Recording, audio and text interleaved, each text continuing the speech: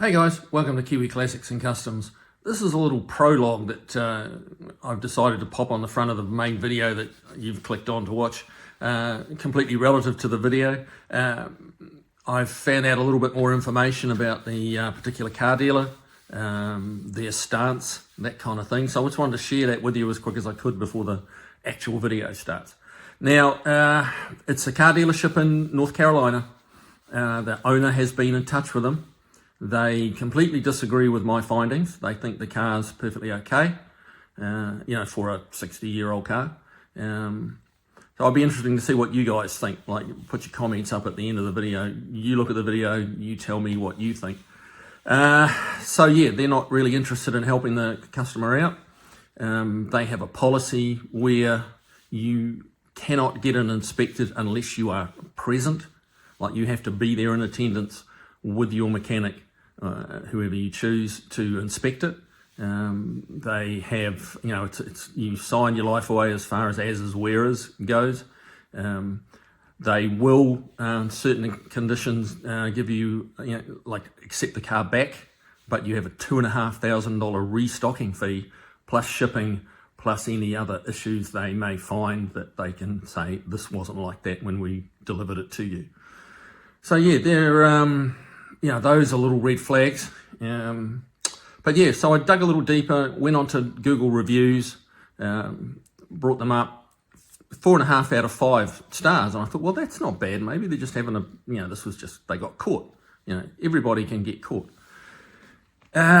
So yeah, what I figured out with Google is that when you look at it, they give you the most relevant reviews. And that's what they base the 4.5 stars out. And if you kind of scroll across from where it says relevant, it goes newest, highest, and lowest.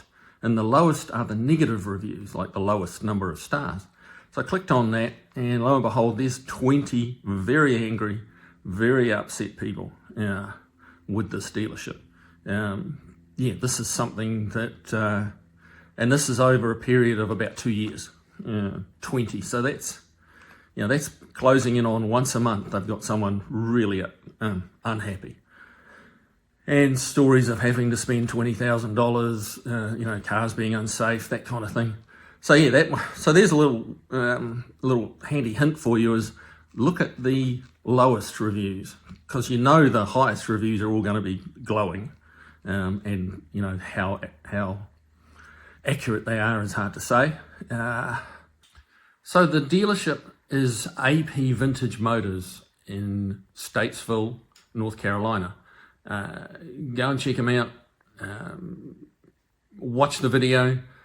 You tell me if you think this car's up to par, is fit for sale, fit for safe driving.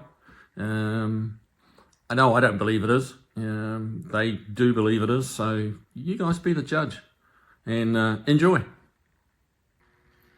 Hey guys, welcome back to Kiwi Classics and Customs. Nice, pretty looking 67 convertible up on the rack today. We're doing a bit of an inspection on it. And it's not a happy ending, I'm afraid. So it's another one of these deals that was purchased over the internet and looks a lot better in pictures than in real life. So it's another example of get your cars inspected before you buy them. The photos on the internet do not show the real story, especially if the people don't want you to see the real story. So come on in and I'll show you what's going on. First thing you've got up here, you see the original floor panel's just been, this trunk drop-off's just been cut. They've laid another one down over it, and there's pot rivets sticking through. They've just pot riveted the replacement panel on, which, it's not how you repair a car. Moving forward, if you can see up in here, Steve, we've got a big old hole in here. This inner rocker has been poorly replaced, or patched, not replaced, and they just left this open to the world. It's all full of mud up inside the wheel arches. It's had quarter skins put on it. That where they've joined it along the top there, it's held on with pot rivets again. Yeah, this guy was like the pot rivet bandit or something, but he loved his pot rivets rather than a welder. You've got issues like here. This is the main rail. This is, you know, very structural. It's all just raining rust scale. And the other side is pretty similar. You know, poor patching, like horrible welds, lots of mud and tar wiped over stuff. And that's just the back a little bit. Again, Bondo in the torque boxes here. It's had floor patch panels put in here, and they've just kind of butted in some sort of tar under seal to try and make it look a little better. Here you can see the welds, which that's not how a good weld should look. Plus, there should be 2 to 3 times as many where they've patched this in, and this is just the floor pan, and like this is going right up inside the car. There's, you know, instead of I should be pushing on the inner rocker here, but it's right up inside the car. So they've done all that. Looks like they've repaired or replaced the torque box up here, and again, I mean, honestly, it looks like the Tin Man came along and took a dump. Like the welds are just big, nasty welds with no structure to them. If you come around here, Steve, you'll see there's like a big patch in here on the rail. And then this has been patched in, and the torque box is kind of wrapped under and welded. Across the top here, that's the front of the torque box. This has been, I don't know what they've done here, but there's lots of weld down here and gaps. This piece here is meant to be welded to up here. Well, you know, it's not. It's just a big hole. At the right angle, you can see right up under the dash of the car here. You can see right inside. So you can imagine the water coming off the tyre here, and it's just going to shoot straight up and into here. There's lots of undercoat been butted in up here, which is a telltale sign. You know, like this, the bracketry that's meant to be here to hold the front fender on, they've just tack welded on some little strap off or something to try and stop the front fender floating. So you got that going on. The other side is just as bad, if not worse. You know, you've just got holes. There's there's mud and Bondo and stuff here.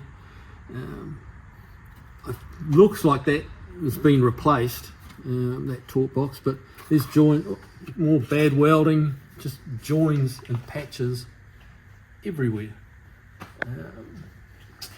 You come forward a little bit, again, same with this torque box. They just haven't even tried to make it fit. This edge is this flange here is meant to be attached up here, and again, it's like, you know, I can reach right down in there. There's an inch gap there, so how are you going to weld that together? Patches here. This whole bottom of this rail here is a patch.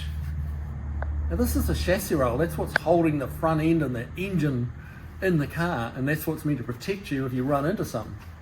You know, and okay, you know, you don't typically have that many accidents, but when you do, you want structure to hold it together for you, so you don't end up in hospital, really. If you come around, you can scoot around here, Steve. You look at the front of the rail here, this is all swollen with rust. These are holes developing. So all the front section of this rail is in a bad way. Up over in here, there's a few holes in the top of the rail here. If you look at this rail, this one's even worse. This is, you know, there's just big chunks of rust scale going on in here. This is just sitting in the rail. It's just rust. And that's all swollen as well. So like the first 18 inches of that rail is toast. You know, the back 18 inches is toast. Needs a rebuild. So this is the kind of stuff that you're going to run into if you don't get someone to look at the car you want to buy. The car is pretty. From photos on the internet, it looks gorgeous. Even 20 feet away, it looks gorgeous. It's not a safe vehicle to be driving. And the guy that sold it was a dealer in south of us. he knew what it was like. There's no way, if you're a dealer in old cars, you know what, to some degree, what you got, and you had to know this was not in good shape. So yeah, that's another one of those little disaster stories. It's very frustrating for guys like myself to see this level of work done and then sold off for good money. This gentleman paid good money for this car, and he did not get what he paid for. So buyer beware, keep your eyes open. If you've got friends or buddies looking at buying an old classic, please tell them to get it inspected by somebody, preferably a hot rod shop, preferably a hot rod shop that caters more towards whatever model it is they're selling, or they're looking at buying, I should say. So yeah, that's our little Friday afternoon quickie video. Take care out there and be careful before you hit that buy now button. Okay? See you guys.